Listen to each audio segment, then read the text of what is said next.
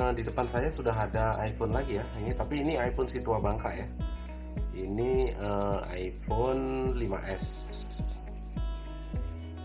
Iya, tak dulu iPhone 5S. Nah, ini yang punya ya.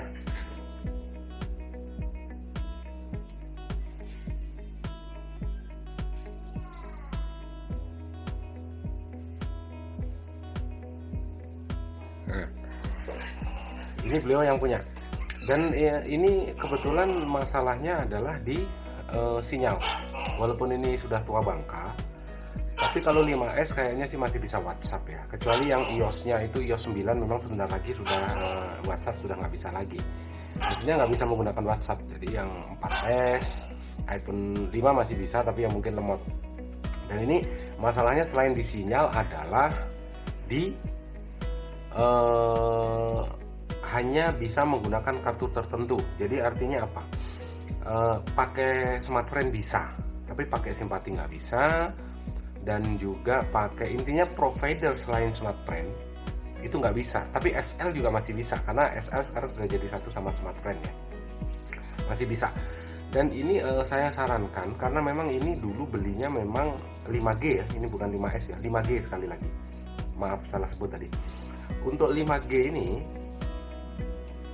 jadi kalau misalnya yang bisa dipakai hanya provider tertentu, contohnya smartphone, itu artinya sebenarnya emailmu keblok ya. Bagi teman-teman lah, bukan hanya 5G ya, bisa iPhone X, iPhone 11 pun kalau hanya bisa menggunakan satu provider, khususnya yang bisa digunakan itu hanya smartphone atau XL yang sudah menjadi satu sama providernya, itu berarti memang HP-mu sebenarnya berasal dari luar negeri dan emailnya diblok oleh Kemenperin. Artinya diblok oleh pemerintah. Jadi cara satu-satunya ya Anda tetap bertahan di provider tersebut, smartphone atau XL itu, atau memang unblock email. Tapi kalau memang HP-mu itu 5G atau 5S atau bahkan iPhone 6 pun, kalau untuk unblock email ini kayaknya sih sudah rugi ya.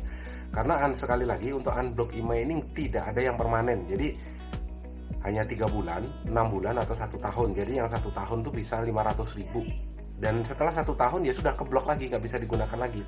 Jadi bagi kalian yang ingin membeli HP, kalian hati-hati. Pastikan kalau HP-mu itu memang terdaftar di pemerintah untuk emailnya. Jadi untuk ngeceknya gimana? Lebih baik kalian bawa ke temenmu yang tahu masalah email diblok atau tidaknya, atau mungkin itu HP unblockan atau bukan. Jadi sekarang di pasaran juga banyak beredar email yang sebenarnya HP yang sebenarnya sudah diblok emailnya, tapi di unblock, artinya bisa semua provider, dan itu hanya bertahan 3 bulan, 6 bulan atau 1 tahun. Setelah itu bakalan terkunci lagi dan kalian bakalan rugi. Jadi apalagi kalian nanti kalau membeli sesuatu, khususnya iPhone, pastikan satu, kotaknya lengkap. Yang kedua, asal usul HP jelas ya. Jangan sampai nanti ternyata HP yang kamu beli itu berasal dari Spanyol. Apa itu Spanyol? Separuh nyolong ya. Karena ini sangat berbahaya kalau untuk jenis iPhone. Android pun sangat berbahaya, khususnya yang seri S dan N, karena itu kalau memang itu HP Spanyol atau separuh nyolong, itu bisa di tracker dan kalian akan berurusan dengan pihak berwajib. Apalagi HP berada di tanganmu, jadi bisa jadi kalian nanti akan kena pasal 480, yaitu penadahan, dan itu hukumannya cukup berat.